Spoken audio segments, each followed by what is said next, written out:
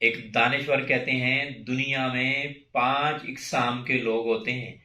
پہلے نمبر پر وہ ہیں جو آپ کو نہیں جانتے، جن کی نظر میں آپ عام ہیں۔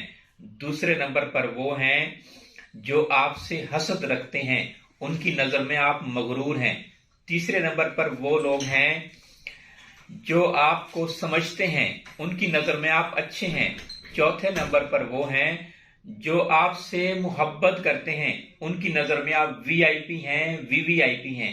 اور پانچویں نمبر پر وہ لوگ ہیں جو آپ سے دشمنی رکھتے ہیں، ان کی نظر میں آپ برے ہیں۔ لہٰذا لوگوں کی نظر میں اچھا بننے کے پیچھے اپنے آپ کو مت تھکائیے، اللہ آپ سے راضی ہو جائے، یہی آپ کے لیے کافی ہے۔